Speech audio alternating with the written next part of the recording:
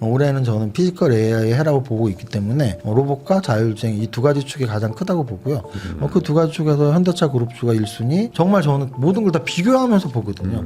상대평가. 다른 그룹주랑 비교하면 사실 현대차 그룹주는 이제 좀 올랐네 정도. 이제 조금 올랐다. 이제 막 2배 달랑말랑하네. 그 정도. 그러니까 그만큼 다른 게 정말 많이들 올랐어요. 그리고 이제 개별 테마로서 로봇과 자율주행 그리고 우주항공 이렇게 좀 세 가지를 보고 있습니다. 뭐 화장품 뭐 이런 것들은 별로일까요? 화장품과 엔터는 둘 다 대형주인 대장주를 말씀드리고 싶은데요.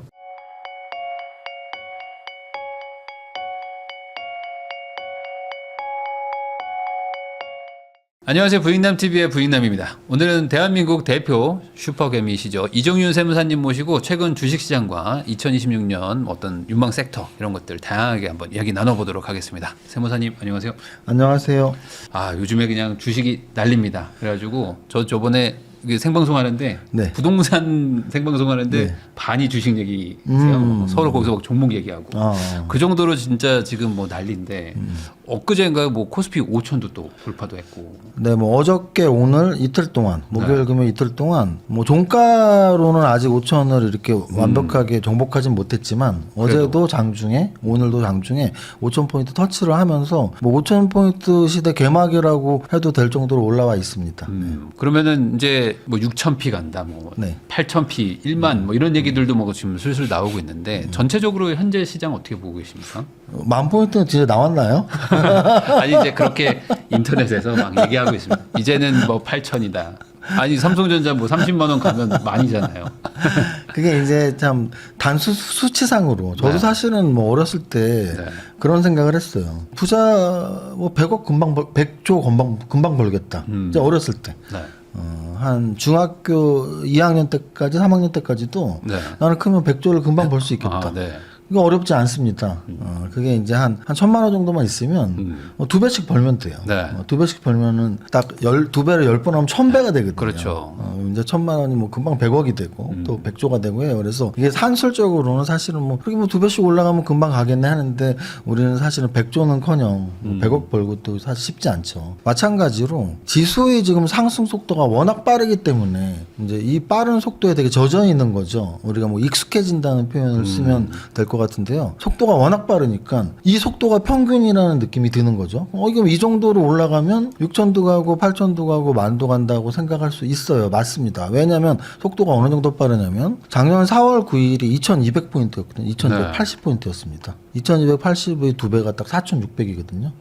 4,600 이미 돌파했잖아요. 거의 1년도 안 되는 기간 동안. 작년 네. 4월 9일이 2280이었으니까. 그럼 뭐 1년도 안 되는 기간에 2배가 왔으니까. 그러면 4,400, 4,600의 2배가 9,000이니까 네. 뭐 1년 정도 있으면 또 많이 되는 거죠. 이 속도라면. 그렇죠. 이 속도로 움직인다면 내년 연말 안에는 무조건 많이 가야 돼요. 근데 이제 주식을 오래 한 뭐 저 같은 어찌 보면 한계를 느끼는 이게 이제 우리가 안 가본 길을 가는 분들은 막 도전 정신도 있고 야 끝이 어디 있어 우리 한계에 짓지 마 이런 말 많이 하는데 저는 주식을 이제 뭐 한 30년을 넘게 했으니까 그럼 과연 30년 동안 지수가 2배, 3배, 심지어 4배 왜냐하면 2배의 2배는 4배니까 네. 4배나 간 적이 있나? 우리나라 역사상 4배 간 적이 없습니다. 4배는커녕 3배도 한 번 정도 있고요. 3배가 한 번이 언제냐면 IMF 때예요.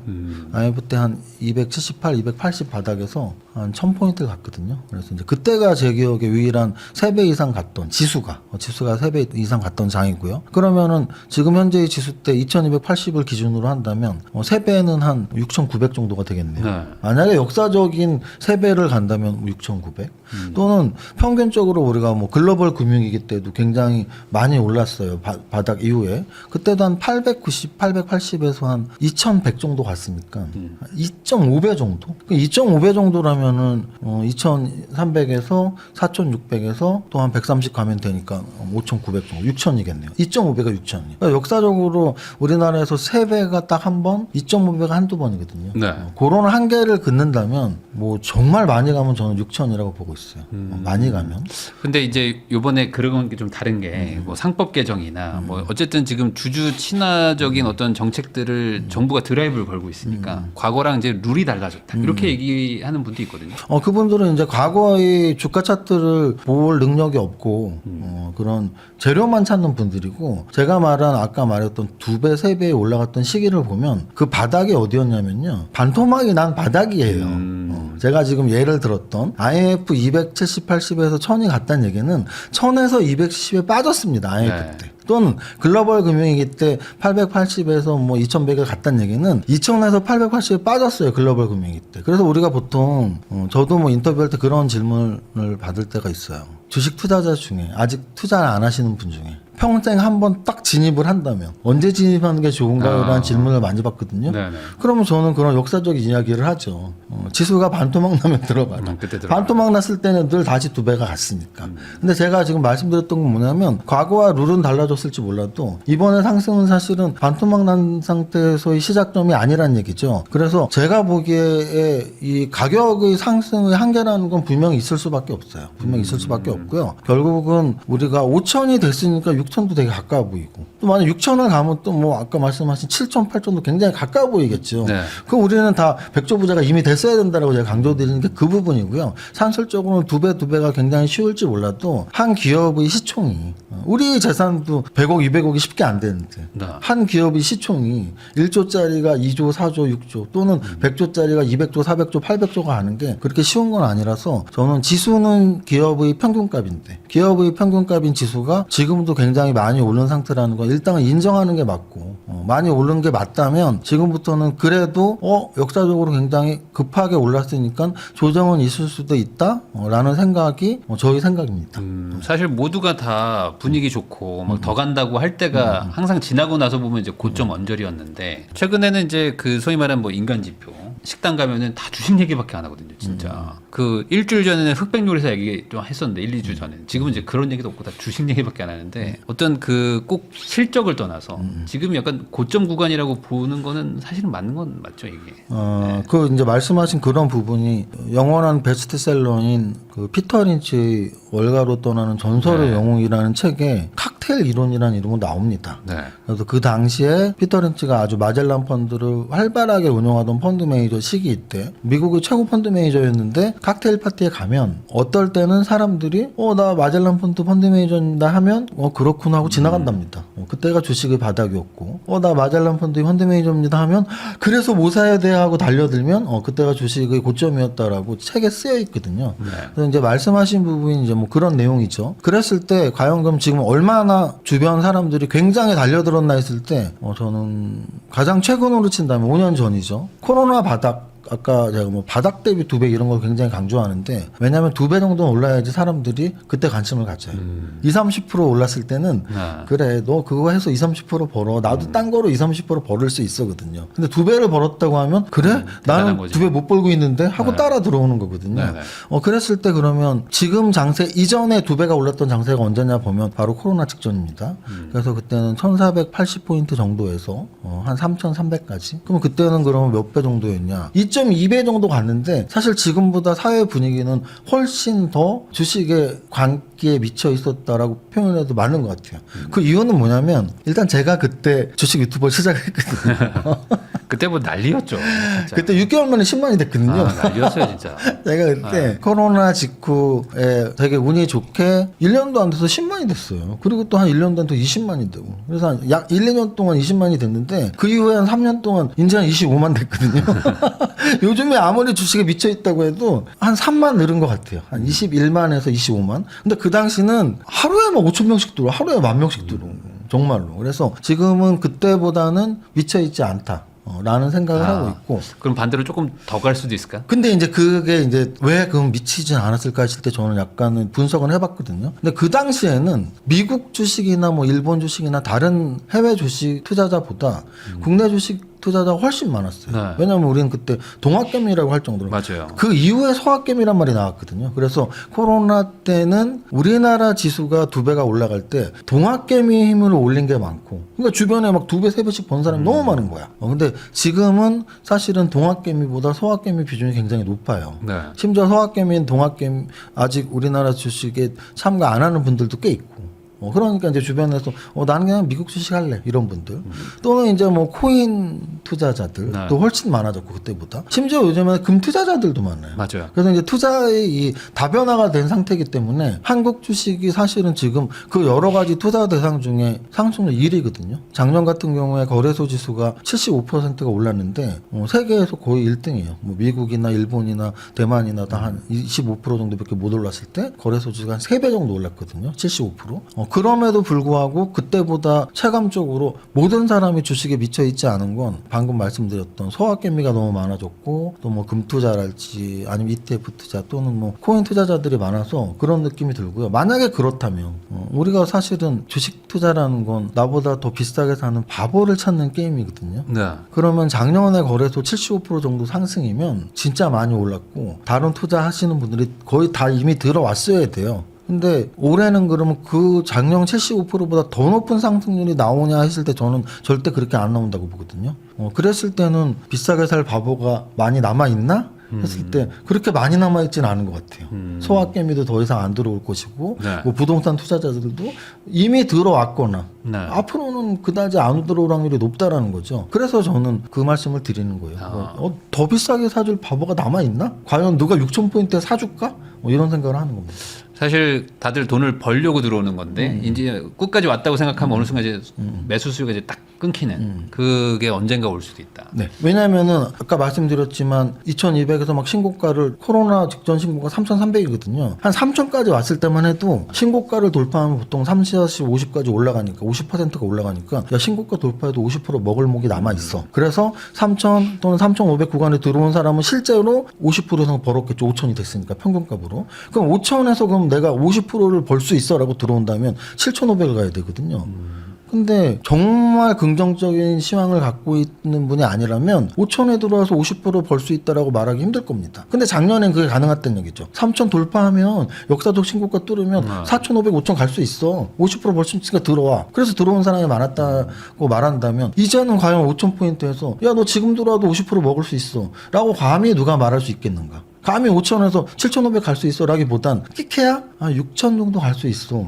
그럼 이제 먹을 몫은 20% 남은 거거든요. 그럼 과연 고점에 걸리면은 분명히 또 20, 30% 조정이 나올 텐데 네. 내가 먹어도 20% 물리면 20, 30%인데 좀 위험한데 라는 생각을 하시는 분들이 많다면 주식은 결국 심리 게임이기 때문에 왜 주식이 희망을 먹고 주가가 올라가냐면 야, 대단하다 그때 올라오는 거거든요. 네. 저희가 여태까지 주식을 하면서 가장 많이 주식이 올라갔던 게 뭐 IMF 직후에 올라갈 때 뭐 새로운 기술, SK텔레콤 뭐 이럴 때 또는 신약 개발을 했다는 뭐 제약바이오들 이런 것들이 막 20배 30배 올랐던 이유가 실적 때문만이 아니었어요. 실적 때문이 아니고 야 이 회사는 기대감. 뭔가 특별해 대단한 일이 있어. 그래서 막 10배 20배가 가는 건데 지금은 5천 지수대에서 일반 대형주를 사서 2배 이상 벌 수 있어 라고 말하기는 쉽지 않은 구간이다라는 건 확실합니다. 그럼 반대로 지금 수익을 내고 있는 분들은 홀딩을 좀 해도 되는 구간이긴 한가요? 지금 뭐 이미 뭐 한 40% 50% 벌었어요. 조금은 더 가져가 봐도 될까? 아니면 슬슬 이제 정리를 조금씩 해야 되는 시간? 사실은 저는 그런 생각을 해요. 우리가 이제 매도가 어렵다고 하는 게 네. 심리가 끼어있기 때문이에요.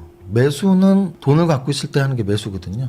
부동산도 똑같겠지만 돈을 갖고 있을 땐 뭐 천천히 내 기준대로 분석을 해서 매수를 하면 되지. 네. 오늘 안 사면 큰일 나. 매일매일 막 조급하지가 않습니다. 주식도 부동산도. 하지만 매수 이후에 매도는 다릅니다. 매도를 할 때는 내가 돈을 갖고 있는 게 아니고 현물을 갖고 있는 거죠.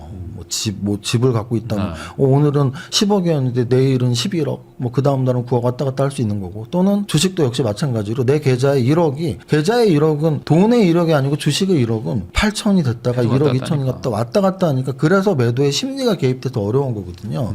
그래서 아마도 아까 말씀드렸지만 아직 안 사신 분들은 나 이제 5천에 들어가 볼까? 그러면 아이 뭐 좀 기다려 봐줘도 돼요. 이렇게 하면 그래 내가 굳이 들어가서 이렇게 쉽게 결정할 수 있어요. 근데 이제 매도를 해야 되는 분들은 그렇지 않을 겁니다. 올라가고 있으니까 더 벌 것 같기도 하고 아니면 조금 하루만 떨어져도 다 팔아야 되나 맞아요. 고민도 하고 매일매일 고민에 휩싸일 거예요. 그랬을 때 가장 좋은 방법은 분할 매도라는 게 있는 거죠.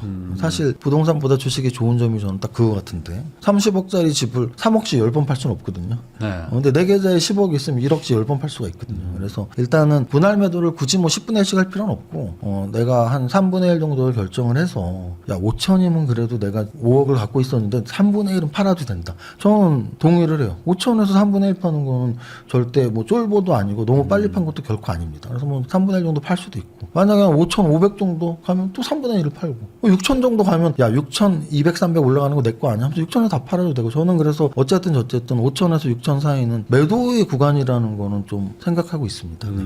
그러면은 여기서 아마 궁금하신 부분은 이걸 것 같습니다. 이게 그러면 6천에서 상승은 안 하지만 뭐 장기 횡보를 한다거나 아니면 뭐 여기서 하락을 한다거나 이게 또 다른 거잖아요. 네. 횡보 쪽으로도 좀 갈 수도 있을까요? 하락 예를 들어서 5천에서는 횡보가 가능해요. 네. 왜냐면은 이게 조정이라는 게 더 갈 구멍이 있어야지 조정이 나오는 거거든요. 그래서 조정 후 재상승을 기대할 때 횡보가 나오는 겁니다. 그러니까 힘의 균형이 팽팽한 거죠. 매수세와 매도세의 힘의 균형이 팽팽할 때 횡보 구간이 나오는데 예를 들면 지금 직전 지수 때에서 가장 큰 횡보 구간이 언제였냐면 7, 8월 두 달에 3,100 정도에서 두 달이 움직였거든요. 그때는 야 전고점 코로나 전고점은 3,300인데 저거 못 뚫어 하는 사람은 매도를 했을 것이고 또는 야 저기만 뚫으면 4,000, 5,000 간다 하는 사람들 매수를 했었겠죠. 네. 그래서 거기에 결론적으로는 그때 매수한 사람이 승자가 된 거죠. 3,100, 200에서 사서 지금 5,000이 됐으니까. 그 다음 횡보 구간이 언제였었냐면 11, 12월입니다. 네. 10월 말 11월 초에 4,200까지 올라가요. 3,000에서 4,200까지 스트레이트로 왔는데 조정 없이. 근데 이제 4,200에서 11월, 12월 두 달을 3,800까지 한 10% 구간까지 조정을 받습니다. 3,800에서 4,200 사이에서 두 달 조정을 받아요. 그랬을 때도 역시 횡보 조정이죠. 깊은 하락은 아니었으니까. 네. 그때도 역시 야 4,200이면 다 왔어 하는 매도세와 야 이거 5,000은 무조건 찍어야지 하는 매수세의 충돌이 있었던 거고 결론적으로 지금 그때도 매수세가 이겼던 거죠. 네. 근데 이제 거기서 4,000에서 5,000까지 왔어요. 그럼 4,000에서 5,000은 산술적으로 25% 상승입니다. 사실 25% 상승이면 평상시에 은행금리 한 10배라고 보시면 돼요. 네. 근데 그게 지금 정확히 한 달 보름 만에 온 거예요. 너무 빨리 왔어요. 12월 중순에 4,000이었는데요. 1월 말에 5,000이 됐으니까 한 달에 거의 한 달 한 열흘 만에 25%가 또 오른 거예요. 그러니까 아까 제가 말한 속도의 개념이 안 들어간다면 우리가 이 속도에 너무 적응한다면 야, 한 달에 25%? 그럼 연말에 뭐 한 만 가는 거 아니야? 너무 당연한 그 속도 그렇죠. 계산인데 네. 그 속도가 과연 어떤 속도냐의 문제죠. 우리가 서울에서 부산을 갑니다. 네. 집에서 부산 갈 때까지 평균 시속 130, 140% 가지 않죠. 서울에서는 뭐 55, 60으로 가다가 또 뭐 고속도로에서는 130을 지키기도 하고 뭐 휴게소도 한번 들렸다가 그럼 평균 시속이 한 120인데 그중에 뭐 최고 내가 한 140을 달렸는데 나는 서울에서 부산까지 계속 140으로 달렸어라고 착각하면 안 되는 게 지금 딱 이 속도인 거죠. 그래서 한 달 열흘 만에 25%가 올랐는데 야 5,000에서 그러면 어쩔 거야 뭐 이런 개념이 들어가는 겁니다. 그래서 저는 사실은 이 구간에서는 계속 말씀드리는 게 더 갈 수는 있지만 아까 말씀하신 네. 것처럼 또 5,000에서 횡보가 나오겠죠. 근데 이 횡보는 그러면 아까 말했던 3,000에서의 또는 4,000에서의 횡보보다는 점점 힘이 약해지는 횡보 확률이 높죠. 왜냐하면 그렇죠. 이게 주식의 확률을 어떻게 예를 많이 드냐면 우리가 이제 중고등학교 때 확률 계산할 때 이 공을 뽑아서 다시 넣는 확률이 있고 다시 넣지 않는 확률이 있죠. 다시 넣으면 이게 독립적 사건으로 해서 계속 똑같은 5개의 공 중에 하나가 빨간 공이고 4개가 까만 공이면 빨간 공을 뽑을 확률이 20%인데 다시 넣으면 언제나 빨간 공의 확률은 20%예요. 그런데 다시 넣지 않으면 첫 번째 까만 공을 뽑고 두 번째 빨간 공을 뽑을 땐 4분의 1일 것이고 두 번째 또 까만 공을 뽑으면 3분의 1이 되고 세 번째 또 까만 공을 뽑으면 빨간 공의 확률이 2분의 1이 되거든요. 저는 딱 주가 상승 시에 하락 확률을 그렇게 해서 계산하면 된다고 봐요. 우리가 끝없는 상승은 없단 말이죠. 분명히 조정은 오면 예를 들어서 10,000원에서 50,000원이 최고치 상승이다라고 했을 때 10,000원에서 20,000원 갔을 때 조정 확률이 뭐 한 20% 더 갈 거니까 그럼 30,000원 되면은 한 40%, 40,000원 원 되면 한 6, 70%, 5만 원 되면 거의 90% 확률을 떨어져야 되는 거죠. 그래서 그런 확률 계산이라면 지금 3천일 때보다 4천일 때, 4천일 때보다 5천일 때 횡보의 힘은 약해질 것이고 떨어질 확률은 커질 것이다라는 말씀을 드리는 겁니다. 그러니까 지금은 조금 조심해서 일정 부분은 좀 분할 매도도 좀 고민해 볼 필요는 있을 것 같다. 왜냐면은 순간순간 올라가는 힘이 워낙 강해서 5,100, 5,200 갈 수도 있겠죠. 네. 갈 수도 있지만 우리는 늘 확률로 계산한다면 올라가는 힘도 있겠지만 이게 추세라 그러거든요. 그러니까 저는 추세 매매자이기 때문에 사실은 작년에 어느 누구보다도 저점을 돌파하고 3천에서도 4천에서도 신고가는 원래 예측 불가능의 영역이라는 말 진짜 많이 했는데 신고가는 예측 불가능의 영역이긴 하지만 한 종목이 10배원 갈 수 네. 있지만 과연 지수가 10배고 지수가 10배? 지수가 5배? 저는 그거는 제 기준상으로는 그 확률은 굉장히 낮다라고 생각을 하는 겁니다. 네. 그러니까 여기서는 조금 조심할 필요는 있다. 지수적으로 봤을 맞습니다. 때는요.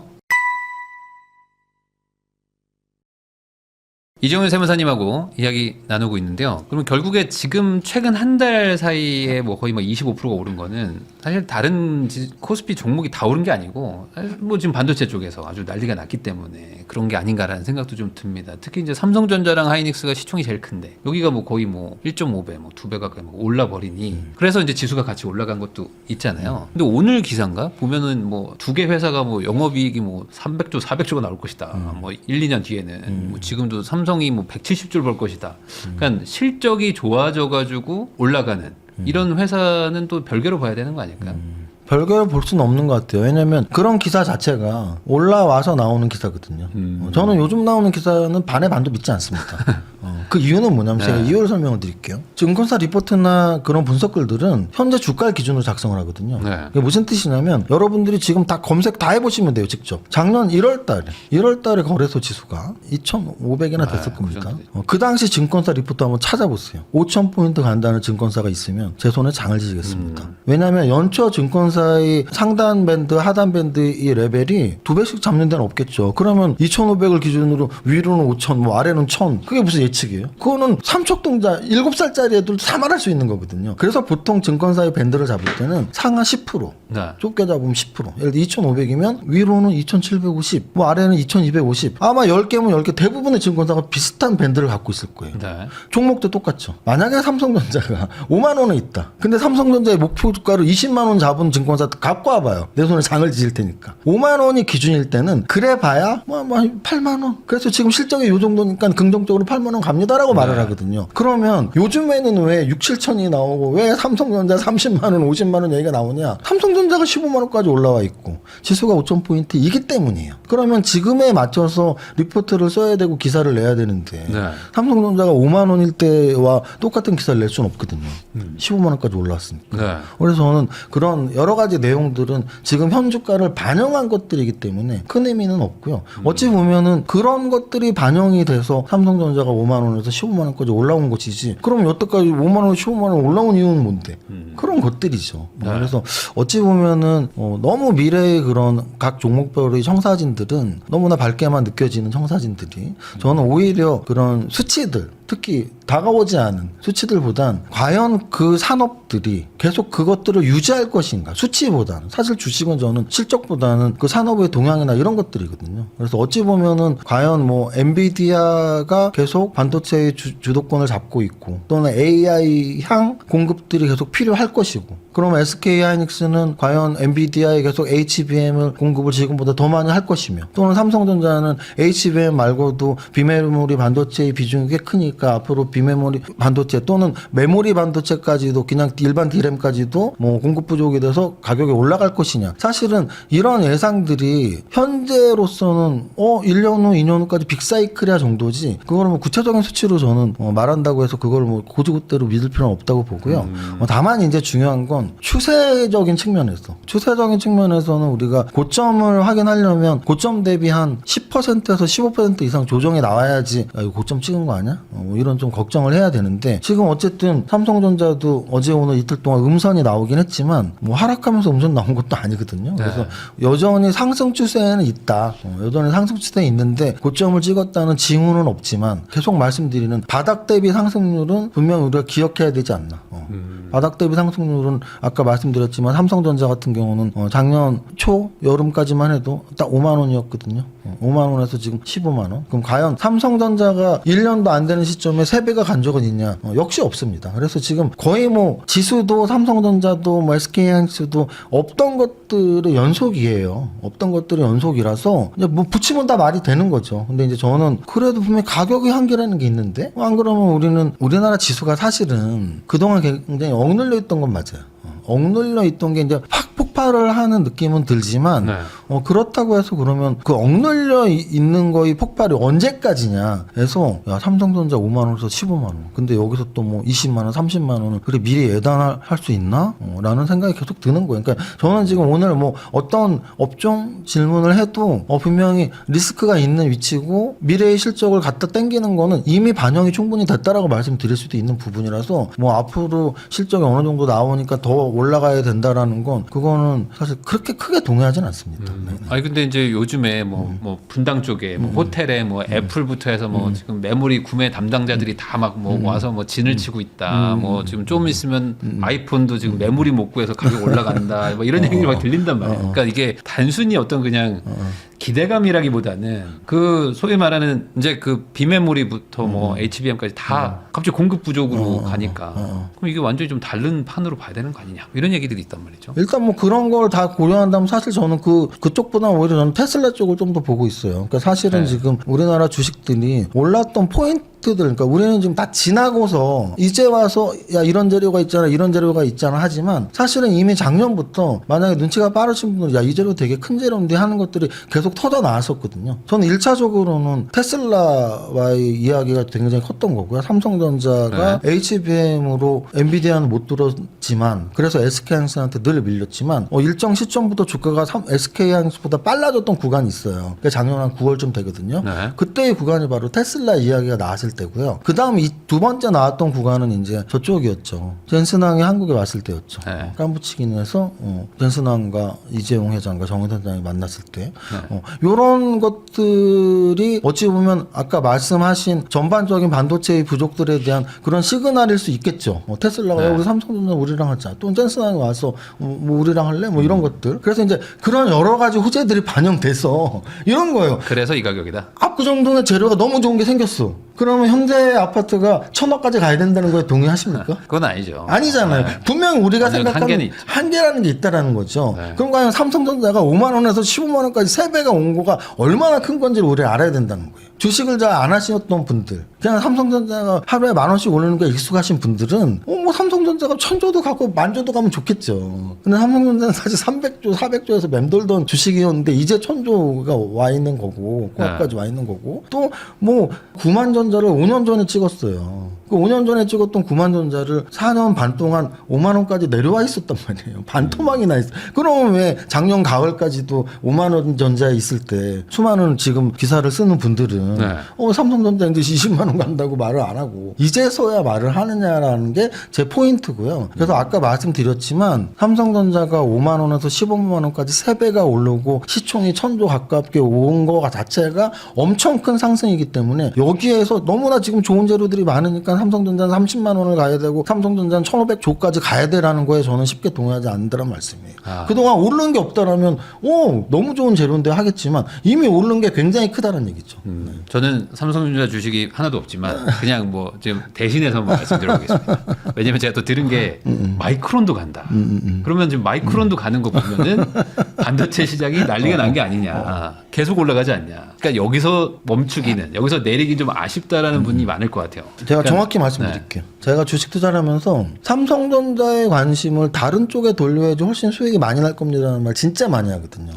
진짜 많이. 네. 지금 이제 우리 부엘라님도 저한테 삼성전자 질문을 많이 하시잖아요. 그 얘기는 뭐냐면 많은 구독자분들이 삼성전자 갖고 있어요. 맞아요. 우리나라 전 국민이 갖고 있거든요. 네. 그래서 수익률이 안 나는 거예요.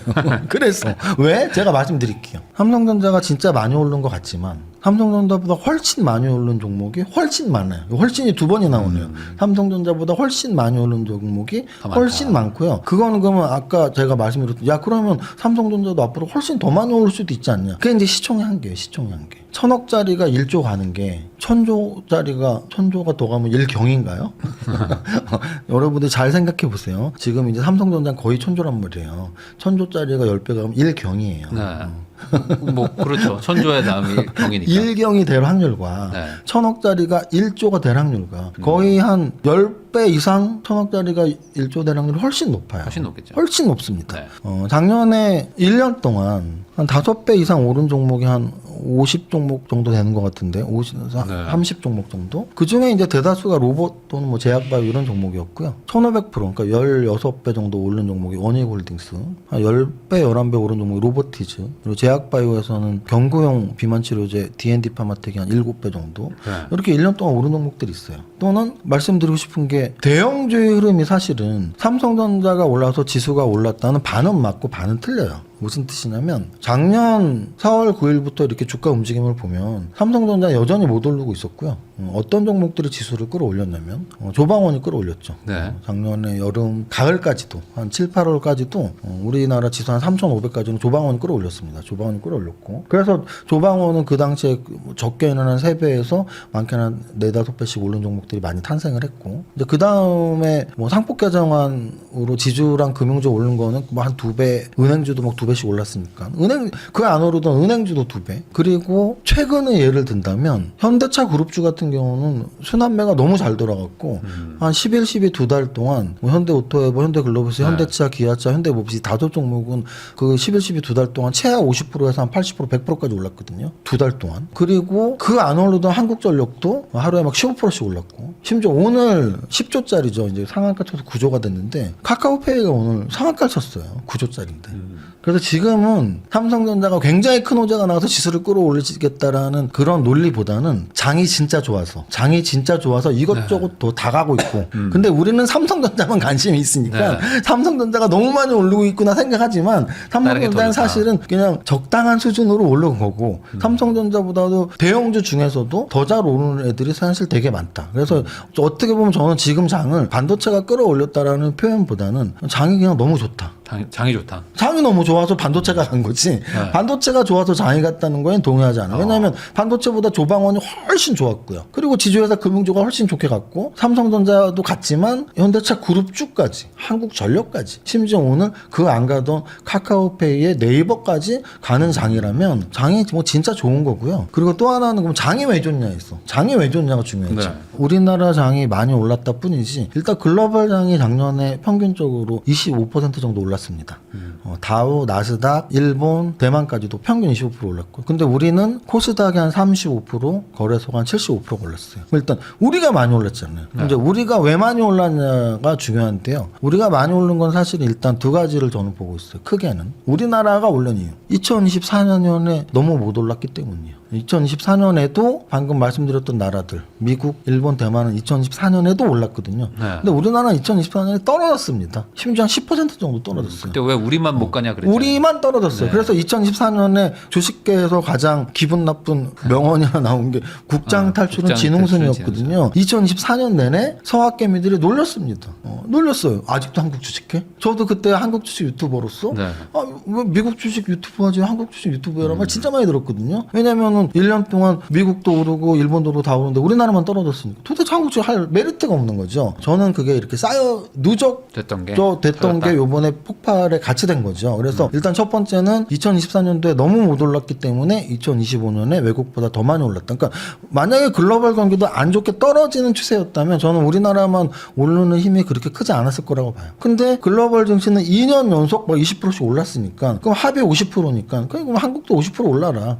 그래서 우리나라는 작년에 거래소가 75%, 코스닥이 35% 오른 거고요. 그 이제 두 번째는 그러면은 평균적으로 못 올랐던 2024년에 못 올랐던 게 왜 2025년에 올라? 2025년도 못 오르고 2026년에 오를 수도 있었는데 왜 작년에 올랐냐? 이게 포인트인데 저는 그건 이제 뭐 정치색을 빼고 당연히 새 정권에 대한 기대감이 굉장히 큰 작용을 했다고 봐요. 근데 여기서 새 정권에 대한 기대감이 아이러니하게도 우리나라 정권만이 아니에요. 미국 정권까지 플러스입니다. 네. 트럼프 정부와 이재명 정부의 합작으로 우리나라 지수가 세계에서 1등으로 올랐다. 저는 이렇게 보고 있고요. 그 근거는 뭐냐면 조방원이 많이 올랐다라고 말했잖아요. 작년 상반기장을 끌었던 게 조방원인데 조방원을 끌었던 이유를 하나만 말해라. 아까 말씀하셨던 실적 뭐 여러 가지가 있지만 조방원을 끌었던 이유 딱 하나는 그냥 트럼프 때문이라고 저는 봐요. 네. 다른 리포트를 볼 필요가 없어. 그냥 트럼프 때문에 조방원이 올랐네. 네.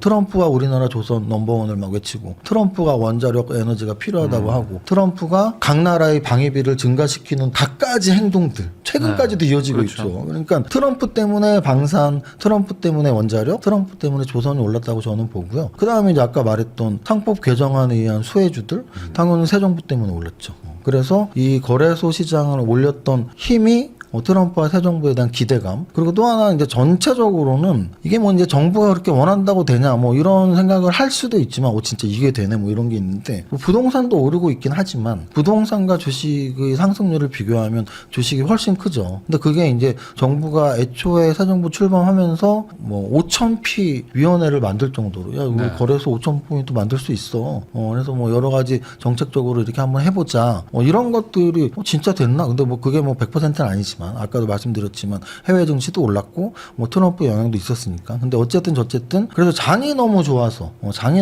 이 모든 것들이 이어지고 있는 거다라는 말씀을 드리고 거기에서 큰 틀로 반도체는 사실은 뭐 우리나라 반도체도 좋지만 일단 글로벌 반도체 업계 자체가 좋은 이유는 딱 하나입니다. 그게 뭐 AI 혁명이죠. AI 혁명. 그래서 이제 현재 장이 좋은 이유가 우리나라만 좋은 이유는 아까 말씀드렸던 그런 새 정부에 대한 기대감이고 그럼 글로벌 증시가 좋은 이유는 뭐냐 해서 그 두 가지예요. AI 혁명과 금리 인하의 시기. 그럼 이제 금리 인하의 시기는 작년에 뭐 찔끔찔끔했고 올해도 뭐 찔끔찔끔 될 테니까 폭발적이진 않지만 AI 혁명 시기가 굉장히 폭발적인 거죠. 왜냐면은 작년에 미국 증시가 휘청휘청했을 때가 한 두 번 있었는데요. 그때 공통적인 재료들이 뭐였냐면 AI 거품이다.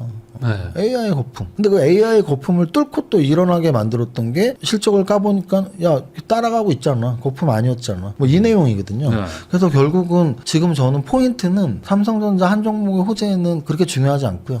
글로벌 경기에서 AI 거품론이 또 언제 나올지. 근데 그거를 또 이겨낼지.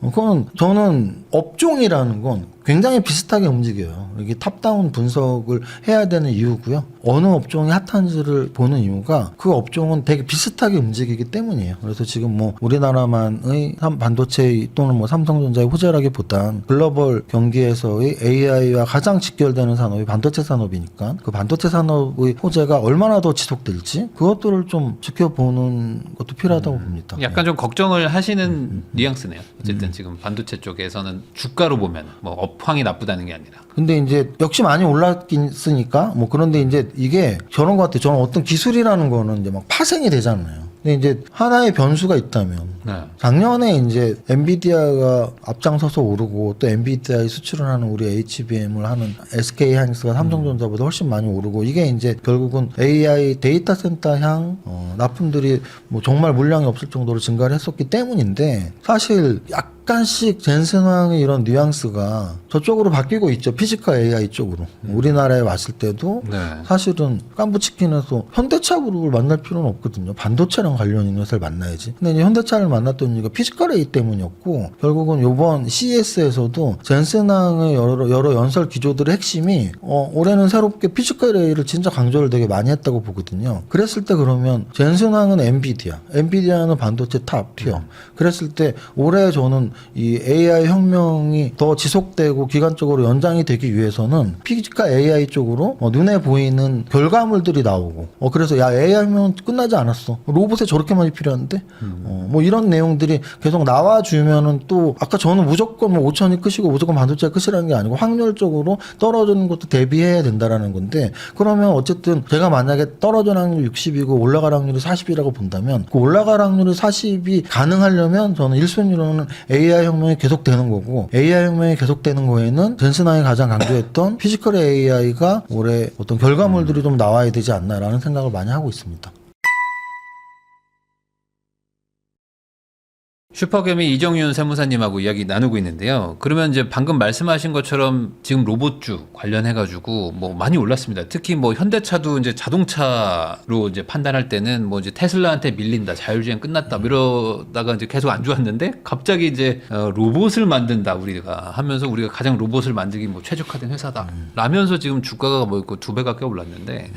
올해도 로봇주가 그러면 주요 테마라고 보십니까? 일단 작년에는 상승률로만 본다면 하반기 12월 31일까지 상반기에는 뭐 완전 조방원의 테마가 가장 압도적이었고 1월 달부터 12월까지 1년 동안의 상승률로만 본다면 로봇 테마의 상승률이 가장 컸고요. 그럼 이제 작년에 가장 컸는데 올해도 연결이 될까 해서 지금 1월 오늘 녹화일 기준으로 한 3주 지난 것 같은데 1월 23일이죠.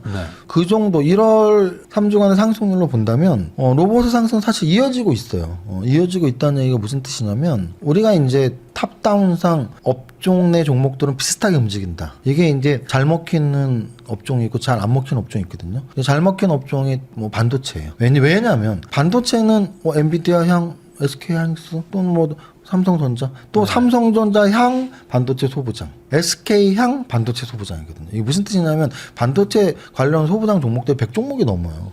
근데 그 100종목은 엔비디아 또는 삼성전자 또는 SK하이닉스의 주가 눈치를 안 볼 수가 없습니다. 그러겠죠. 왜냐면 거기에 납품한 회사들이니까. SK하이닉스도 결국은 엔비디아에 납품한 회사예요. SK하이닉스의 수많은 또 소부장들이 SK하이닉스나 삼성전자에 납품을 하고 있고 그러니까 한 몸으로 움직일 수밖에 없어요. 그러면 안 그런 업종들은 또 좀 있냐 했을 때 대표적으로 제약바이오가 좀 안 그래요. 제약바이오는 각자의 신약 개발을 하는 회사들이지 뭐 이렇게 한 번에 움직이지 않을 때가 많아요. 그래서 스타 탄생을 할 때가 있죠. 신약 개발에 성공할 확률이 높아지는 회사들이 막 텐베거가 나올 때가 있어요. 그럴 때 이제 그 텐베거 종목을 뭐 따라가는 거고. 근데 로봇 관련주들도 사실은 이 제약바이오랑 약간 유사한 성격들이 있습니다. 반은 반도체를 닮았고 반은 제약바이오를 닮은 거죠. 이게 이제 어떤 식으로 해석이 가능하냐면 원래 로봇 테마주에는 이제 히스토리가 레인보우 로보틱스부터 이야기를 안 할 수가 없어요. 우리나라에서 10조를 가장 먼저 찍었던. 그럼 10조 찍은 레인보우 로보틱스가 원래 얼마짜리였냐면은 3천억짜리, 3천억짜리. 연세대에서 강연했을 때 기억나시나요? 옛날에 몇 년 전에. 옛날이죠. 한 4년 됐을 거예요. 4년 정도. 코로나 좀 지나고 그래도 모일 수 있을 때 한 거니까. 맞아요. 그때의 레인보우 로보틱스가 3천억이었어요. 3천억. 그럼 30배가 오른 거죠. 30배. 근데 이제 제가 그때 초빙 돼서 갔을 때 6종목인가를 말했는데 그중에 레인보우 로보틱스가 있었어요.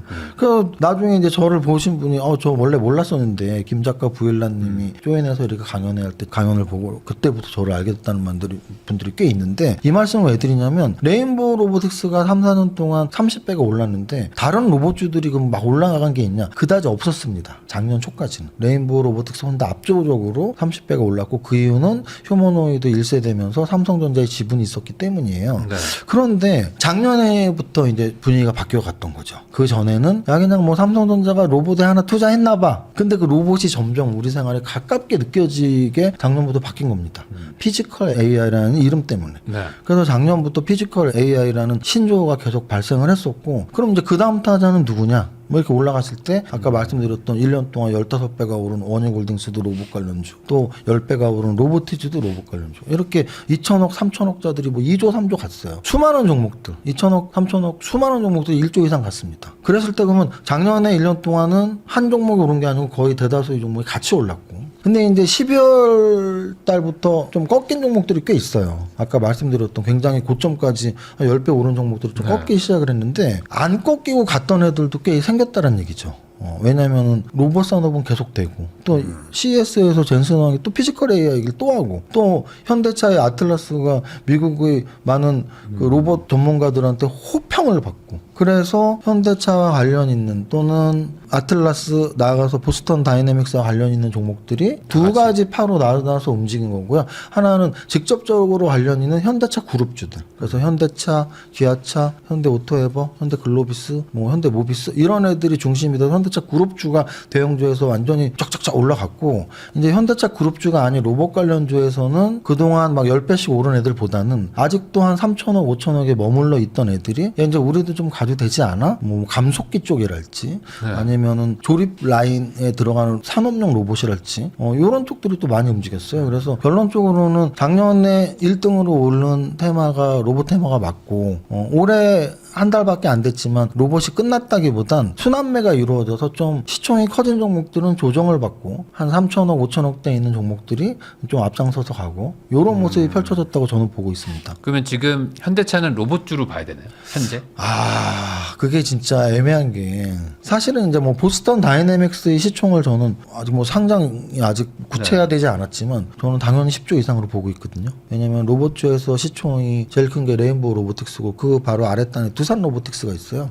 두산 로보틱스도 지금 올해 아까 제가 말했던 야 올해 들어서 레인보우 로보틱스나 로보틱스가 못 올라도 오르는 애들이 있었어라고 할 때 두산 로보틱스도 그 중에 하나예요. 시총은 크지만 작년에 진짜 못 올랐거든요. 그래서 두산 로보틱스가 올해 야 나도 못 오른 애야 그러면서 올랐는데 그래봐야 7조 뭐 이렇게 그랬을 때 야 보스턴 다이내믹스는 도대체 몇 조로 상장이 되지? 저는 솔직히 한 15조 20조까지도 생각하고 있는데요. 그랬을 때 보스턴 다이내믹스가 만드는 아틀라스 때문에 현대차와 기아, 현대모비스가 다 100조씩 가야 돼라고 하기엔 조금 모순은 있습니다. 좀 모순은 있어요. 그런데 거기에서 이제 여러 기사들이 있는데 뭐 아틀라스를 뭐 몇만 대가 필요하다 뭐 이런 기사 근데 그게 몇십 년 얘기예요. 그거 읽다 보면은 전 세계 인구가 몇 명인데 그 중에 단순 노동을 하는 사람이 몇 명인데 그 단순 노동하는 몇 억이 이 아틀라스로 대체되면 몇 개가 뭐 필요하고 10억 대가 필요하다. 뭐 이런 얘기가 있잖아요. 막 그런 게 써 있습니다. 그러니까 제가 아까 말씀드렸던 게 그런 부분이에요. 그런 걸 굳이 읽으면서 믿을 필요는 없다라는 거죠. 그냥 너무 주가가 잘 오르니까 이 얘기 저 얘기 다 붙여놓고 싶은 거죠. 그래서 저는 그런 건 믿진 않고 근데 어쨌든 간에 이 아틀라스를 여러분들이 영상으로 봤는지 모르겠지만 왜 CESO 호평을 받았냐면은 우리가 보통 산업용 로봇은 어떤 이런 이렇게 칩 개발 같은 걸 이렇게 하거나 또는 뭐 서비스용 로봇은 정말 사람처럼 생겨서 이렇게 하거나 근데 아틀라스는 거의 산업용 로봇인데 사람이거든요. 사람처럼 관절도 움직이고 막 뭐 망치도 잡고 이게 되게 이제 대단한 거죠. 그래서 이게 진짜 예상되는 몇 년 안에 막 계속 현실화가 된다면 아까 제가 말씀드렸던 결국 주가는 어떤 바로 뭐 실적으로 이어지는 수치보다 야 이게 가능해? 어제 가능할 것 같은데 이때가 진짜 주가가 많이 오르는 거거든요. 그래서 지금 연초부터 현대차 그룹주가 좀 주목을 받고 있는 거고요. 아마도 저는 그게 실적으로 바로는 절대 붙지 않는다고 봐요. 아까 말했던 야 세계 인구가 몇 명인데 뭐 몇 개가 필요한데 이건 뭐 진짜 뜬구름 잡는 얘기고 그래서 실적으로 바로 연결은 안 된다고 보는데 차라리 그게 더 저는 주가 상승에 도움이 될 것 같다. 막연한 게. 왜냐면 주가는 원래 그런 거니까. 뭐 상상력을 펼칠 수 그렇죠. 있으니까. 상상력을 펼치니까요. 그리고 막상 만들면 이제 그때부터는 이제 계산을 해야 되죠. 그렇죠. 그래서 어쨌든 지금 아틀라스가 굉장히 이슈가 컸고 연초부터 좀 현대차 그룹주의 움직임이 심상치가 않아서 저는 현대차 그룹주에 관심을 계속 갖는 거 맞다고 보고요. 또 하나는 아까 제가 계속 바닥 대비 상승률 얘기를 했는데 과연 그룹주 전체 중에 바닥 대비 상승률이 정말 낮은 그룹이 뭐냐 해서 현대차 그룹주거든요. 우리가 뭐 항상 뭐 우리가 알고 있는 정말 뭐 SK그룹, 삼성그룹은 걔네는 아주 대단한 상승은 아니에요. 왜냐? 제가 아까도 말씀드렸지만 너무 큰 상승을 한 종목들이 너무 많기 때문에 정말 대단한 상승을 한 그룹주를 3개만 꼽으면 맞아라고 다 하실 거예요. 작년 또는 최근 2년 정도 기업 가치가 거의 뭐 10배 이상 오른 그룹들이 있어요. 대표적인 하나입니다. 하나는 일단 10배는 올라갔을 것 같아요. 왜냐면 하나 에어로스페이스가 한 주가가 한 3년 동안 30배 이상 올랐거든요. 하나 에어로스페이스가 시총 탑10 안에 들어왔죠. 그럼 하나 오션이 있습니다. 하나 오션. 그래서 주 하나가 또 잘 올라가요.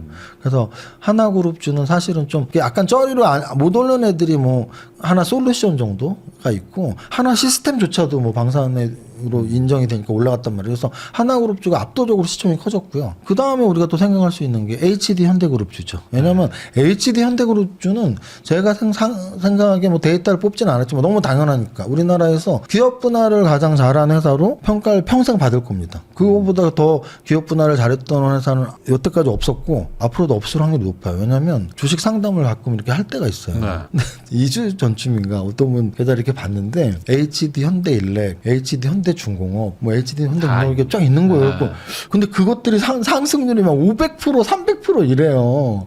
그래서 어떻게 이렇게 HD 그룹주에 중장기 투자를 잘하셨냐 그랬더니 저 이거 현대중공업 갖고 있었던 거 기업 분할받은 거 안 판 거예요라고 그러더라고. 기업 분할한 거 안 팔았는데 그 중에 뭐 HD 현대일렉은 거의 1000%가 났고, 뭐 HD 현대중공업, HD 뭐 어쩌고 저쩌고 수많은 HD 현대 그룹주들이 굉장히 높은 주가 상승을 보인 거죠. 왜냐하면 대다수가 조선주인데 아까 말씀드렸지만 조방원이 한몫을 했기 때문에 조선주가 굉장히 급등을 했고, 거기에 조방원보다 사실 더 많이 오른 게 HD 현대일렉이 포함되어 있는 전력기계 관련주거든요. 그러니까 HD 현대일렉이 포함됐고 조선업이 포함된 HD 현대는 너무나 주가가 많이 올랐어요. 시총 자체가. 세 번째는 두산이죠. 왜냐면 두산에너빌리티도 사실은 두산중공업이었잖아요. 근데 이제 시총이 이렇게 탑10 안에 단 한 번도 들어온 적이 없던 기업이에요. 단 한 번도. 그런데 두산에너빌리티가 탑10 안에 들어왔단 말이에요. 거기다가 주 두산은 얼마나 올랐어요. 그래서 그렇게 봤을 때 그 그룹주들이 그 정도의 상승을 보이고, 현대차보다 시총이 훨씬 큰 그룹인 삼성그룹과 SK하이닉스도 그렇게 올랐는데 거의 몇 년 동안 정말 저기 구석탱이에 찌그러서 한 번도 주가를 움직이지 못하게 움직였던 게 현대차 그룹주인데, 작년 연말 올해 연초에 대부분 역사적 신고가를 돌파를 막 한 거예요. 현대차도 역사적. 그래서 제가 역사적 신고가가 무섭다고 하는 게, 신고가를 돌파하고서 거기서 사실 또 많이 가거든요.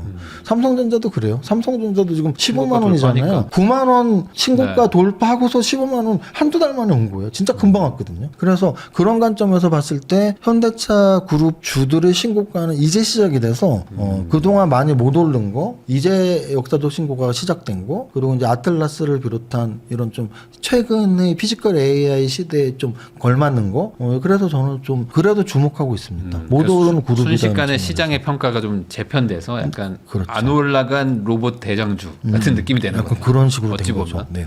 그러면은 올해도 어찌 보면 좀 약간 현대차 그룹 관련된 종목들이 어쨌든 좀 괜찮을 것이다. 가장 큰 논리는 결국은 이게 우리나라 증시, 우리나라 산업만 봐서는 안 되고 세계 글로벌 산업의 흐름들, 근데 거기에선 결국은 빅테크를 볼 수밖에 없고, 그럼 결국은 작년에 반도체가 오르고 전력기기가 올랐던 거는 무조건 엔비디아 또는 전력기기, AI 데이터 센터향 그런 공급들이었다면, 올해는 하여간 색깔이 AI 데이터 쪽보다는 올해는 좀 피지컬 AI 쪽으로 완전히 지금 바뀌는 게 너무나 눈에 보이니까 그 영향이 계속 될 거라고 보는 겁니다. 뭐 아까 말씀하신 것처럼 삼성전자는 좀 크기 때문에 더 작은 애들이 더 많이 갈 것이다, 뭐 이런 얘기도 하셨잖아요. 그렇죠. 그처럼 현대차에도 그룹 주가 여러 개가 있는데, 그럼 조금 그 안에서도 좀 얘가 좀 더 낫다, 뭐 이런 게 있을까요? 아무래도 이제 일반 투자자들한테 이미지나 선호도는 현대차 또는 기아, 현대모비스 순이겠죠. 그게 시총이 가장 크고. 네. 근데 이제 제가 보는 관점에서 시총도 좀 낮고 로봇과 자율주행에 둘 다 좀 이렇게 포함이 되어 있는 재료들을 갖고 있는 건 현대 오토웨버 정도 보고 있고요.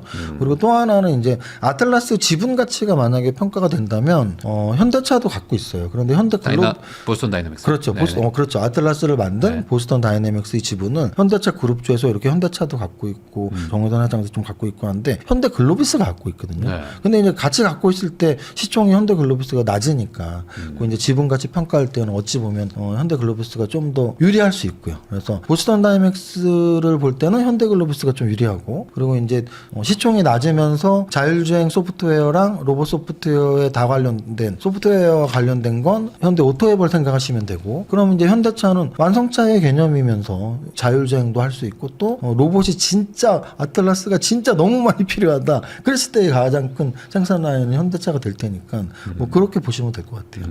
전반적으로 나쁘지 않다. 네. 저는 현대차 그룹주를 사실 올해 만약 그룹주 중에 1순위 하나만 뽑으라면 저는 현대차 그룹주. 사실 지금도 많이 오르긴 올랐는데 다른 것들에 비하면은 오른 것도 그 많이 오른 게 저런 거예요. 정말 저는 모든 걸 다 비교하면서 보거든요.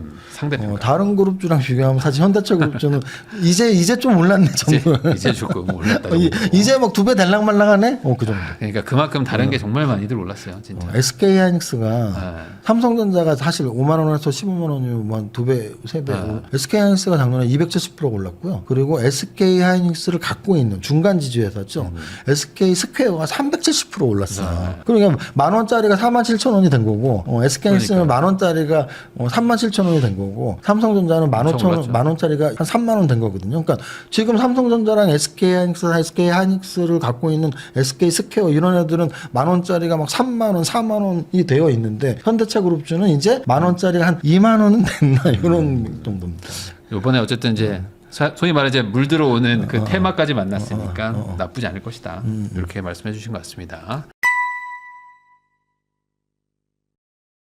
이정윤 사무사님하고 이야기 나누고 있는데요. 그러면 결국에 뭐 다 좋다고 얘기해 주신 부분도 있고 뭐 반도체는 조금 좀 애매하다고 하신 부분도 있는데 그럼 전반적으로 올 한 해 국장 투자는 지수는 뭐 좀 모르겠지만 개별 종목에 좀 집중을 해야 되는 그런 장이라고 보시는 건가요? 개별 종목이라는 표현보다는 산업별로 지수가 좀 조정받더라도 갈 수 있는 산업이 또 업종으로 이제 발생 가능한 이유는 뭐냐면 우리가 저걸 생각하시면 돼요. 거래소 지수가 코스피 지수가 이제 2021년 코로나 직후 1년 정도 상승을 하다가 2021년 7월에 고점을 찍었단 말이죠. 2021년 7월이 3,300이었어요. 네. 그리고 이제 그 3,000, 2,500 계속 언제까지 떨어졌냐면 2024년 말까지 2025년 초까지 4월까지도 떨어져서 2,280이 된 거란 말이죠. 그랬을 때 그 기간 동안 그러면 뭐 지수가 거의 한 3년 빠진 건데 삼성전자가 9만 원에서 5만 원 가는 그 시기 그때 그러면 뭐가 오른 건 없냐 다 기억하실 거 아니에요. 2023년에 그렇죠. 다뭐 2차 전지도 2차 전지 난리 나고. 2차 전지가 최하 2차 전지에 포함만 되면 5배 평균 10배 많이 오른 게 20-30배가 올랐거든요. 저는 그런 걸 보고 싶다는 거죠. 지수는 이제 너무 많이 올라서 5천에서 6천 가도 20% 버는 거예요. 그러니까 우리가 저런 거예요. 내가 지수 관련 대응 삼성전자 오케이 사 5천 6천 갔어 20% 버는 거잖아요. 근데 만약에 그 시기에 2차 전지 같은 그러니까 지금 2차 전지가 그렇게 올라간다는 게 아니라 그 시기 지수가 못 오를 때 심지어 지수가 떨어질 때 10배가 또는 20배가 났던 2차 전지 같은 산업이 나온다면 그거는 지수 관련 대형주를 사는 것보다 훨씬 좋은 거죠. 네.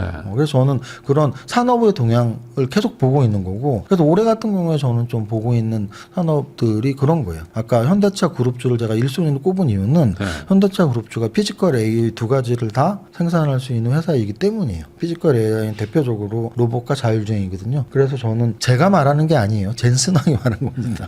올해는 저는 피지컬 AI 해라고 보고 있기 때문에 로봇과 자율주행 이 두 가지 축이 가장 크다고 보고요. 그 두 가지 축에서 현대차 그룹주가 1순위 그리고 이제 개별 테마로서 로봇 테마, 자율주행 테마를 보고 있습니다. 네. 거기에 하나를 더 꼽자면 저는 스페이스 X가 아직 상장이 안 됐거든요. 네. 그래서 스페이스 X도 굉장히 큰 산업이죠. 왜냐하면 우주항공이라는 건 정말 새로운 산업이고요. 이제 특히나 우리나라 우주항공이 발전한 여지들이 있어요. 저는 사실은 방산주는 우리나라에 너무나 최적화된 정말 딱 맞았던 산업이다라는 말씀을 드리는 게 분단 국가니까 우리나라의 국방비가 꽤 많이 들어가야 되고 자주 국방을 위해서는 우리나라에서 탱크도 만들고 총알도 만들고 비행기도 만들어야 되니까 그 많은 방산주들이 생겼던 거고 그래서 탱크를 만들었던 또 현대 로템도 있는 거고 뭐 미사일 만드는 LIG 넥슨도 있는 거고 하나 에어로스페이스도 있는 거죠. 네. 비행기 부품을 만드는. 그래서 이런 회사들이 되게 대운을 너무 잘 만나고 있는 게 이런 회사들이 어떻게 대운을 지금 몇 번째 만나고 있냐면 사실 우크라이나 전쟁부터가 시작이었어요. 그래서 아직도 안 끝나는. 네. 지금 5년, 그렇죠. 뭐 거의 5년 됐습니다. 4, 5년 됐습니다. 아직도 안 끝나는 우크라이나 전쟁의 수혜주. 그 이후에도 꽤 작은 전쟁들이 있었어요. 특히 중동 쪽에.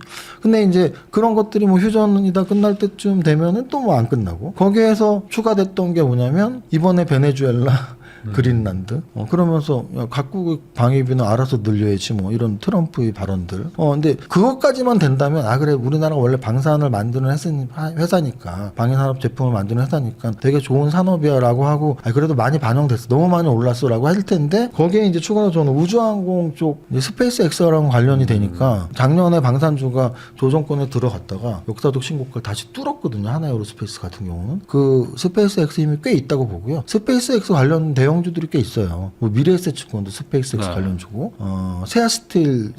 세아베스틸 지주도 그렇고. 근데 얘네들이 시총이 뭐 몇 조짜리인데도 그것 때문에 움직이는 거죠. 그럼 그 아랫단에 있는 애들, 뭐 세트레가이나 HVM이나 여러 가지 항공 관련주들이 또 뭐 2배씩 오르고. 그래서 저는 제가 원래도 성장주 기술주를 좋아하는데 올해는 특히나 성장주 라인의 득세가 예상이 되고 그 득세는 세 가지 업종을 꼽자면 이미 말씀드린 피지컬 AI에서 로봇과 자율주행 그리고 우주항공 이렇게 저는 세 가지를 보고 있습니다. 우주항공도 뭐 올랐다면 많이 오른 편인데 여전히 근데 그 중에서 사실 올랐다면 많이 오른 거는 아까 제가 이제 하나 에어로스페이스나 대형주는 많이 올랐어요. 그래서 저는 사실 요번에 지금 대형주를 말씀드린 건 아니고 중소형주들. 그러니까 우리가 이 우주항공 중소형 중소형주가 억울한 측면이 있어요. 뭐냐면 반도체 같은 경우에 오르면 네. 반도체 소부장이 같이 올라줘요. 아까 말씀드렸지만 한 몸이기 때문에 납품하는 회사니까 올라가야죠. 그래서 이제 삼성전자랑 SK하이닉스가 막 2배, 3배, 4배 오르면 반도체 소부장들도 2배, 3배 이렇게 같이 올라갑니다. 네. 근데 정말 희한하게 저는 주식을 오래 하면서 대형주와 중소형주의 관계를 굉장히 자세히 들여다봐요. 왜냐면 이게 적당히 같이 올라가면은 빈곤감이 안 생기지만 뭐 막 중소형주부터 오르면 대형주가 한번 오를 때가 있고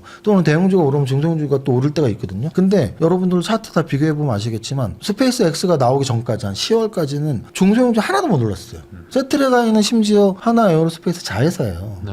근데 세트레가이 하나도 못 올랐어. 그 자기 주인은 올랐는데 근데 이제 스페이스 X 나오고서는 판도가 좀 달라지면서 중소형 우주항공주들이 움직임이 나오더라고요. 그래서 저는 우주항공 쪽은 좀 중소형주 쪽으로 이제 나오고 있다라고 보고 있습니다. 아, 여기도 이제 막 시작하는 곳이다.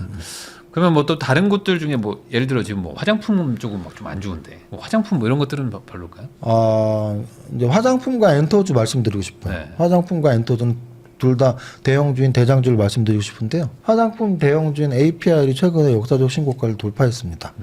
그 종목도 한 2달 정도는 이렇게 주춤했어요. 그럼 결국은 APR은 성장성도 있지만 야 이거 성장성 때문에 너무 많이 오르니까 이거 실적을 확인해야 돼 이런 논리들이 많아요. 왜냐하면 아까 말씀드렸던 우주항공 자율주행 이런 건 실적이 아직 멀었어. 네. 그러니까 그냥 이런 스토리만으로 가는 애들이고 화장품이 스토리만으로 갈 수는 없어요. APR은 이미 스토리는 다 있죠. 한국에서 성공해서 메디큐브 같은 이런 홈뷰티 제품들이 성공해서 아마존에서도 팔리고 미국에서 성공했어. 이게 이제 스토리예요. 그래서 그 스토리 성장 라인으로 갔다면 이제는 실적이 받쳐줘야 돼요. 근데 받쳐주고 있는 거죠. 생각보다 더 잘 팔리고 있는 거죠. 그래서 APR이 야 너무 많이 올랐어 2달 정도 조정받다가 새롭게 이번 주에 역사적 신고를 돌파했거든요. 그런 관점에서는 결국은 화장품 대장주인 APR이 갔어요. 그러면은 화장품은 같이 움직이니 따로 움직이니 해서 같이 움직이는 쪽입니다. 그래서 어제 오늘 아모레퍼시픽도 같이 움직였고 그래서 저는 화장품 관련주도 좀 지켜볼 필요가 있다. 특히나 뭐 미국에서 잘 팔리고 있고 또 하나 이런 소비재 쪽에서의 호재를 본다면 이제 뭐 일본을 제가 12월 말 이렇게 한번 갔다 왔는데 예전에는 가면 어떤 매장에 가면 중국인들이 많았어요. 중국인들. 뭐 우리나라도 마찬가지예요. 우리나라도 제주도 가면은 뭐 중국인들이 제일 많죠. 그냥 한 10명 이상 모여 있으면 중국인이죠. 네. 그래서 일본도 마찬가지로 어디 뭐 매장을 가거나 뭐 아식스 맞아요. 매장을 가거나 하면은 중국인들이 진짜 많았습니다. 단 한 명이 없더라고요. 단 한 명. 왜냐면 요즘에 이제 일본하고 좀 그게 대단한 나라인 거죠. 너네 일본 가면 안 돼. 그러면 내 하고 단 한 명도 못 가는 나라인 거죠. 네.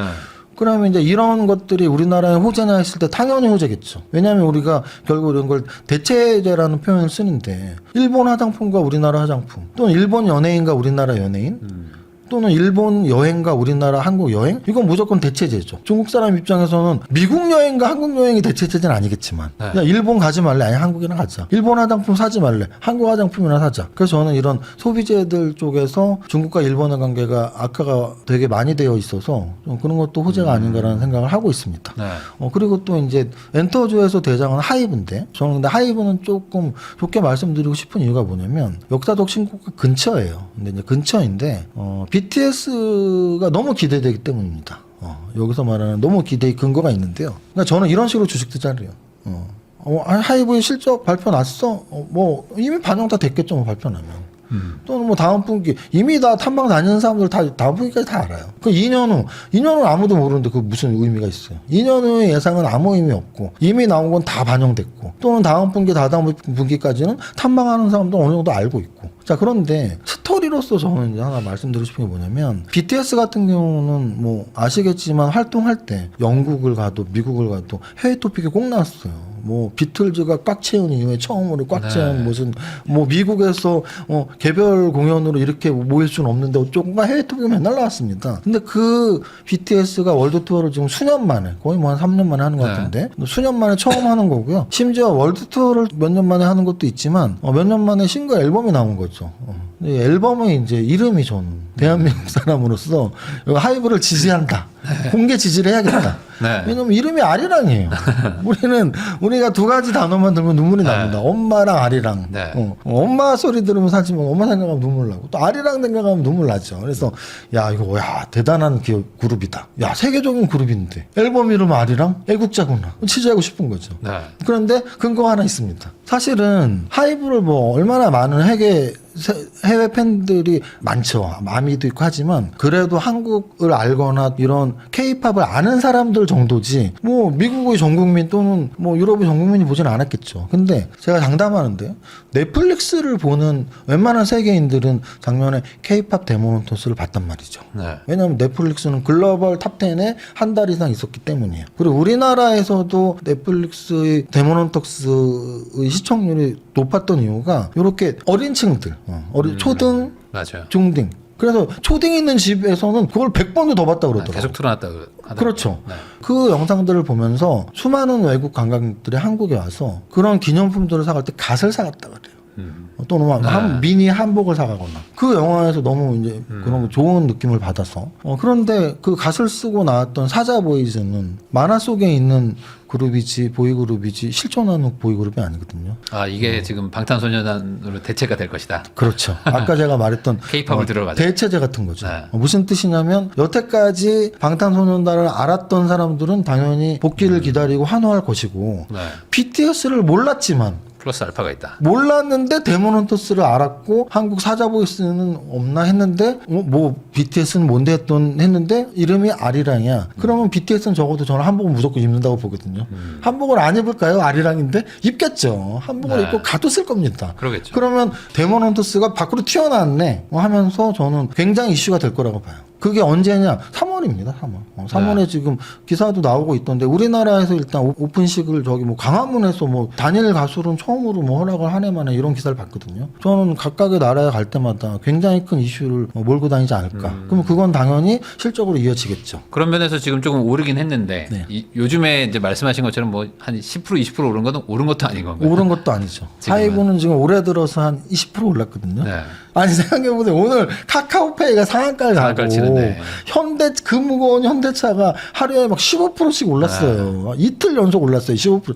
그러면 하이브가 지금 20일 동안 20% 오른 건 사실 오른 것도 아니죠. 그러니까 이제 우리는 지금 어떤 걸 비교해야 되냐면 비슷한 업종 또는 비슷한 시가총액에서 얼마나 많이 오른 애들이 있냐. 그러니까 제가 아까 현대차 그룹주를 말씀드렸던 건 모든 그룹주 중에서 가장 전체적으로 못 오른 종목이에요. 그러니까 종목들이 포함되어 있어요. 현대차 그룹주는. 다른 그룹주들은 스타들이 하나씩 있다고요. 근데 현대차 그룹주가 진짜 못 올랐고요. 비슷한 애 하나 꼽으라면 하나 사실 더 있어요. LG 그룹주가 있어요. 네. LG 그룹주도 스타가 별로 없거든요, 지금. 그러니까 이제 LG 그룹주도 못 올랐어요. 근데 이제 아까 말씀드렸지만 이슈가 현대차가 아틀라스가 나온 거죠. 그러니까 LG는 나오려면 둘 중에 하나 나와야 돼요. LG 에너지 솔루션이 2차 전지에서 요즘 전고체 배터리나 또는 로봇 들어가는 배터리 이런 얘기가 많이 나오고 있는데 LG 에너지 솔루션이 뭐 획기적인 뭐가 나오거나. 근데 삼성 SDI가 먼저 나온다고 하더라고요. 그래서 전고체 배터리 쪽에 삼성 SDI가 더 강한 면모가 있기 때문에 그게 걔가 먼저 올랐고.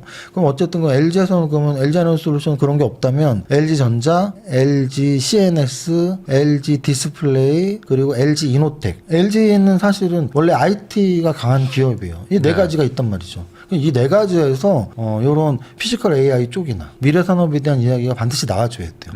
그런 이야기가 안 나오고 실적 좋아지면 주가가 올라가기 시대는 아니거든요. 지금 실적 좋아서 올라가는 것보다 스토리가 있고 핫 키워드에 딱 연관이 있을 때 올라가기 때문에 저는 LG 쪽은 무조건 로봇 산업과 관련되거나 아니면은 어쨌든 미래 산업과 관련된 뭐 로봇의 눈이 LG 이노텍에 단다거나 LG 이노텍은 카메라 모듈이니까 또는 LG전자의 자회사들이 로봇 관련주들이 있거든요. 뭐 자회사들과 뭐 협업으로 로봇을 뭐 한다거나 뭐 이런 정도의 좀 그룹 청사진이 좀 필요하지 않나 싶습니다. 그럼 뭐 예를 들어 LG CNS가 뭐 AI 관련돼 가지고 뭐 정부가 이제 지원을 해주겠다 뭐 이런 것들 정도는 안 되는 거예요? 가능하죠. 그러니까 LG 그룹 전체는 아니더라도 LCNS는 충분히 가능한 스토리가 뭐냐면 일단 오늘 많이 올랐거든요. 네. 오늘 많이 올리는 이유는 딱 그거예요. 카카오페이 상한가 그리고 뭐 다날이나 기타 뭐 지급 결제나 이런 것도 다 스테이블 코인, 뭐 STO 관련주들인데 결국 스테이블 코인 관련주이에요. LG CNS도. 그래서 LG CNS도 그런 쪽으로 또 연관이 되면은 급등의 요지는 있을 수 있죠.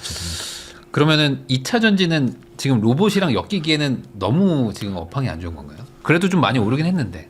사실 어제 2차 전지가 올랐어요. 네. 어제 뭐 에코프로도 한 10% 오르고 네. 오늘 다시 좀 조정을 받았지만 근데 이제 최근에 올랐던 움직임들을 본다면 2차 전지 우리가 알고 있던 에코프로벤이 먼저 움직이보다 이수 스페셜티 케미칼이라는 종목이 있어요. 그게 전고체 배터리 관련주거든요. 걔가 이제 한번 빵 쳐주고 다음날 레이크 머티리얼즈라는 종목을 비롯한 한농화성이나 이런 애들이 전고체 배터리 관련주예요. 얘네들이 쳐주면서 대형주에서 삼성 SDI가 탁 어제 15%가 올랐는데 요 라인 한 3일 동안의 움직임의 라인이 바로 전고체 배터리 관련주들의 라인이고요. 이들이 움직였던 이유는 로봇과의 연관성이에요. 그래서 저는 사실은 그렇게 생각합니다. 2차 전지가 전기차로 올라갈 시기는 지난 것 같아요. 네. 더 이상 뭐 전기차에 들어가서 잘 팔려서 올라가지 시기는 완전히 지난 것 같고요. 아까 계속 말씀드리는. 왜냐면 그거는 이미 숫자로 나와야 돼. 아, 실적이 나와야 전기차로 되니까. 가서 잘 팔리면 전기차가 좀 뭐 하루에 한 해 두 해 팔린 게 아니기 때문에 이미 실적으로 나와야 되고 적당한 실적으로도 안 돼요. 굉장히 큰 기대가 있었으니까.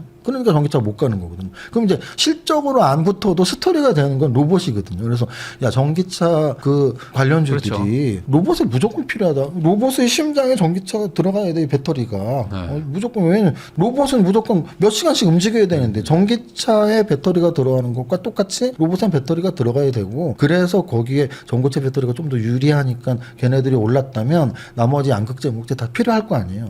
그게 이제 로봇과의 연관성이 높을수록 주가 상승은 나올 거라고 봅니다. 그러니까 일반적인 2차 전지가 아니라 약간 전고체 배터리 아무래도.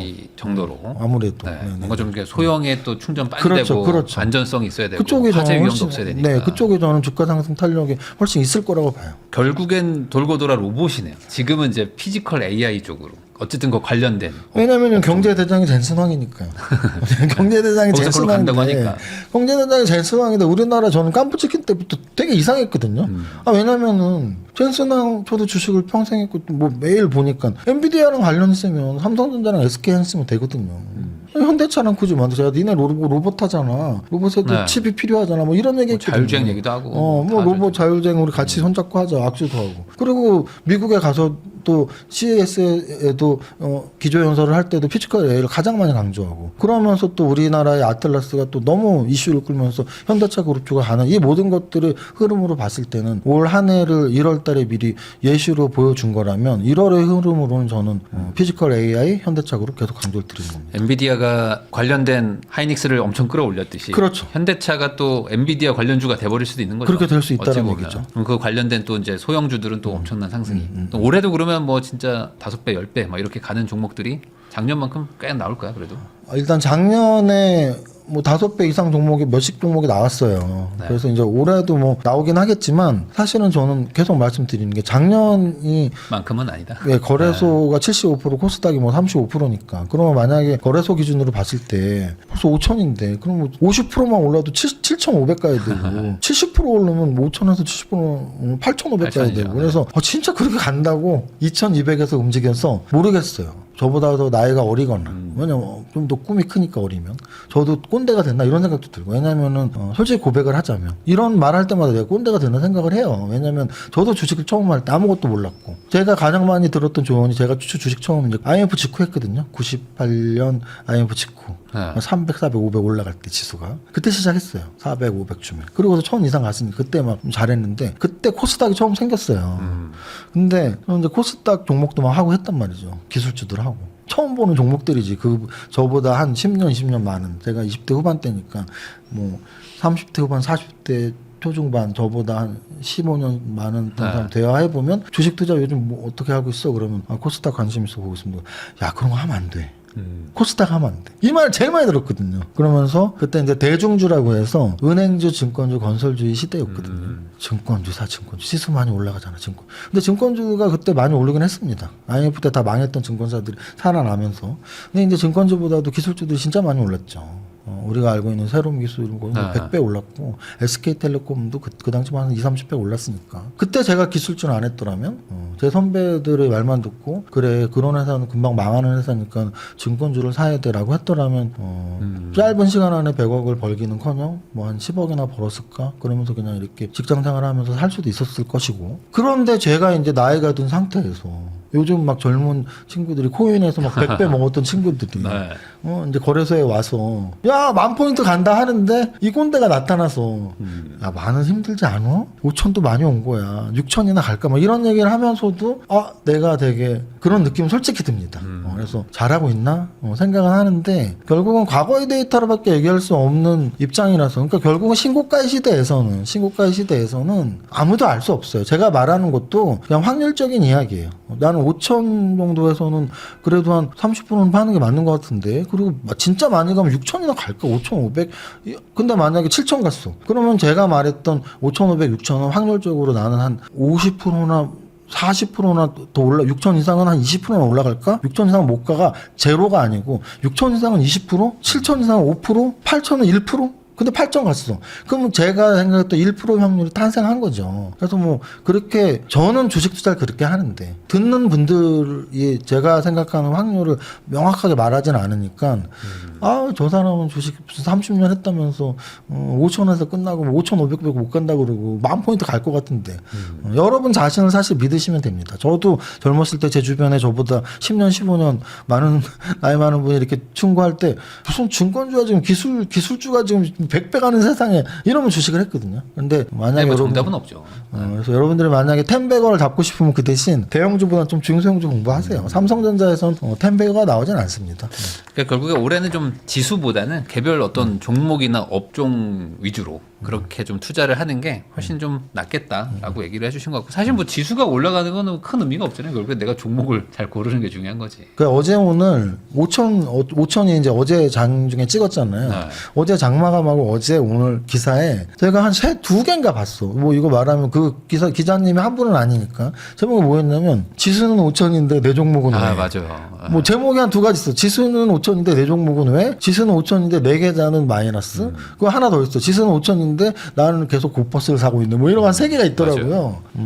지금 부일남님이 말씀하신 부분이 딱 그거죠. 지수는 5천인데 아직도 수익이 안 나신 분이 있다면 지수가 6천을 가도 안 나는 건 똑같아요. 그래서 맞아요. 어찌 보면 지수를 궁금해할 시간에 그냥 저 같은 사람이 말할 때 그래 네 말이 맞아 또는 네 말이 맞아 정도 그냥 한 몇 명의 얘기만 듣고 그걸 판단한다고 해서 돈이 되는 게 아니거든요. 제가 만약에 5천에서 끝난다고 해서 그게 맞았다고 해서 여러분들이 다 팔고 할 것도 아니고 누군가가 10,000포인트 간다고 해서 여러분들이 올인을 했는데 그게 수익이 날 것도 아니거든요. 선물 옵션을 하지 않는 이상은.